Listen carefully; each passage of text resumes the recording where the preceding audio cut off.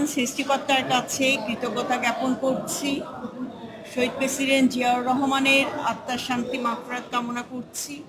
দেশনেত্রী বেগম খালেদা জিয়া, যিনি আমাদের জন্য লড়েছেন, সংগ্রাম করেছেন, যার হাত ধরেই রাজনীতিতে এসেছি, আমি সেই মহান নেত্রী দেশনেত্রী বেগম খালেদা জিয়াকে শ্রদ্ধা ভরে স্মরণ করছি।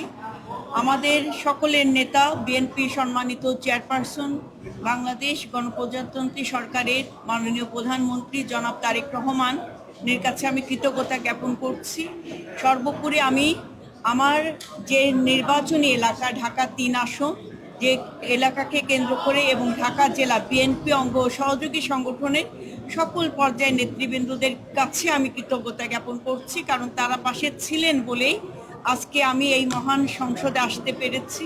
তারা আমার সাথে সংগ্রামের প্রতিটি পথে ছিলেন এবং অনেক নির্যাতন জুলুমের পরেও আমরা যে মানুষের কথা বলতে এসেছি, এখানে আমরা শুধু একটা আসনকে নয়, আমরা পুরো বাংলাদেশকে রিপ্রেজেন্ট করব, যেখানে মানুষ, নির্যাতিত নিপীড়িত মানুষ তার কথাগুলো বলতে পারে না, অসহায় নিপীড়িত মানুষের কথাগুলো আমরা সংসদে বলবো এবং যথাযথ আইন প্রণয়নের মাধ্যমে এই সকল সমস্যা সমাধান হবে, এই পথ আমরা সৃষ্টি করব।